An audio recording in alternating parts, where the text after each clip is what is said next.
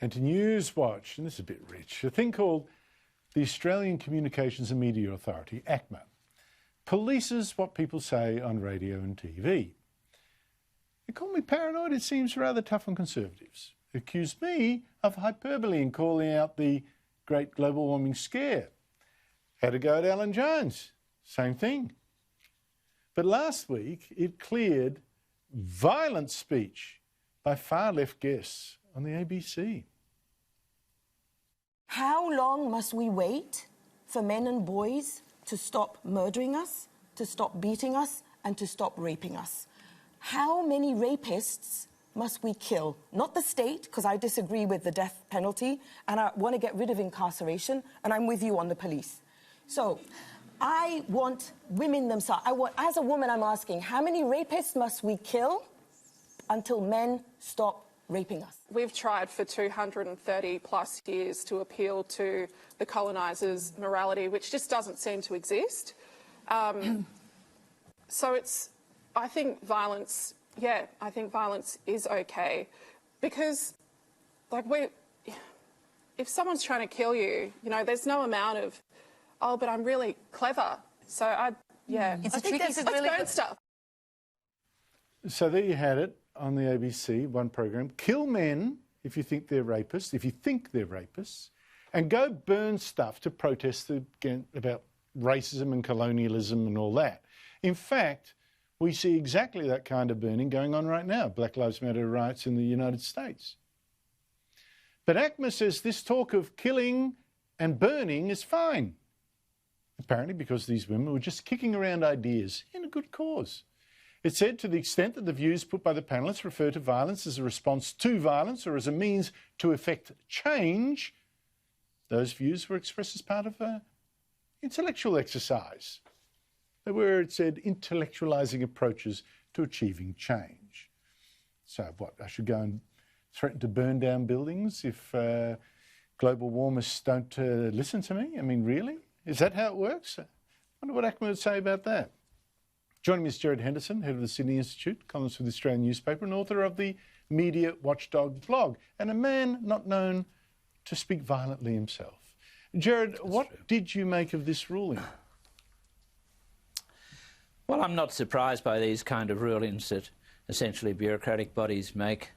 They don't really want to have a fight, particularly against a program like Q&A, so they passed it on. My main concern about that program is that those comments weren't challenged on the night. It wasn't like so many ABC programs where everyone agrees with everyone else and no one said you can't do that or you can't say that.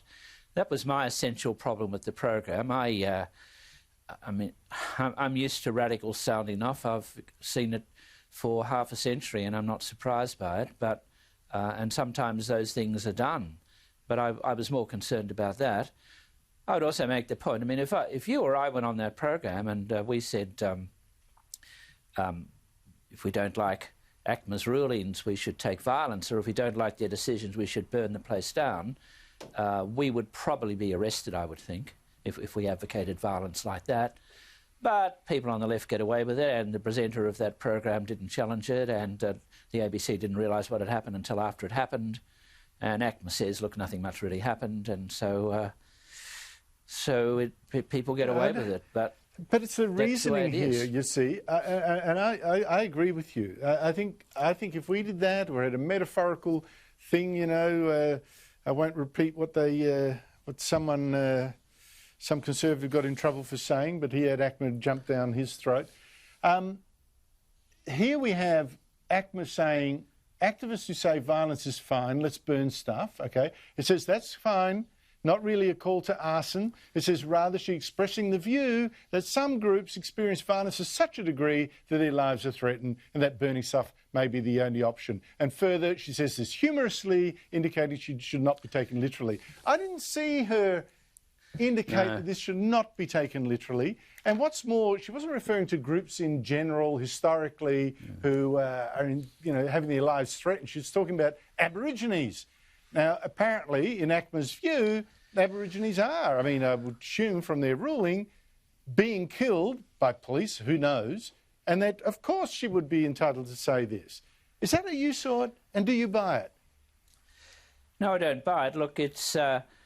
I think in a sense it's offensive. ACMA's comments are offensive because someone goes on a panel and says we should burn something down, and ACMA says, oh, they're only joking. But that wasn't a joke, that was a serious comment. No. And in recent times, as you well know, and our viewers well know, this has been happening in many parts of the United States where people are saying burn something down and people go out and burn something down. Invariably, it's the property of a shopkeeper or someone on low income, but it's invariably it's not the wealthiest parts of the United States where, say, Nancy Pelosi lives, but, you know, it's usually Hispanics or middle-class blacks who cop it.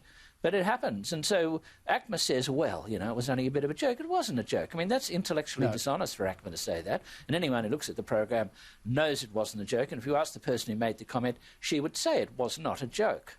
That's a cop-out. I bet you my bottom dollar that ACMA would not show me anything like this leniency. Or, in fact, if I started effing and seeing what I thought of this, would it forgive me for doing it on this show? Because there was also a ruling about the repeated use of that F word by that orange-haired activist on the show, Mona El-Tahawi. And it said this was also fine, her repeatedly using the F word, because on each occasion the language was employed to emphasise a particular point, to express a sense of outrage. And so we are satisfied the use of the coarse language was justified. So if I now get angry about Daniel Andrews and calling him an effing this or an effing that, do you think I'd be excused? Because I'm just trying to make a point. Well, in your case, the editorial discretion would be different. I mean, what ACMA's really saying was, well, it was all done in a kind of editorial context. Well, it wasn't. I'm not fussed by bad language myself, but I know many people are. Many people are deeply offended by it. The best thing to do is to avoid it. But when there is a kind of rule that you're not supposed to say that kind of thing, and you breach the rule, I mean, what they're really saying is, well, it's all okay. It's all okay if you feel angry, but if you felt angry, you wouldn't get away with it. If I felt angry, I wouldn't get away with it. But if you're on Q&A and you're surrounded by a lot of lefties and you're on the ABC and everyone on the panel agrees with you and the presenter's too scared to challenge you, you'll get away with it, and ACMA will say, well, that's okay, because it doesn't really have an argument. ACMA doesn't really want to have an argument with the ABC. I mean, it's a pretty useless body. I don't really know why it continues. Well, you say it's useless. You should hear you should go through the dances I go through to make sure that, we don't offend ACMA. I mean, it's ridiculous. But I think this judgment suggests to me that it's letting its politics cloud its judgment. And we know, I think, where the politics of this organisation lie. Now, at the top of the show, I noted how ABC Media Watch host Paul Barry was offended by me not calling the Premier F words or anything. I would never do that kind of thing. But calling the Premier Dictator Dan. Now, this was the one thing in this state's slide to authoritarianism that he took offence at. What's going on? Well, what's going on is the ABC in Victoria, particularly The Age, but particularly the ABC in Victoria is very soft on Daniel Andrews, and he can pretty well get away with anything. Now, you've got the situation where last night Paul Barry on Media Watch starts off the program with a discussion about snakes. I mean, snakes in the media, this is a really big topic. But the really big topic he didn't handle. Now, the one really big topic at the moment is the ABC reporting in Victoria. I did a look today, and I went at 7:30. Now, 7:30 is a national program. The pandemic is probably the biggest social problem in Australian history for 100 years.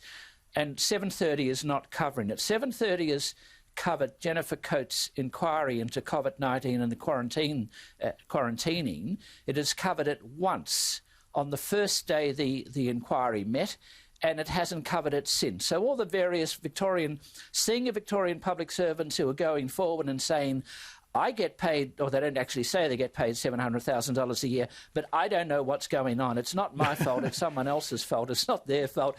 And the government has had to establish an inquiry to find out how the Premier makes decisions. It's a joke. Because the Premier doesn't know. And what does Lee Sars do on 7:30?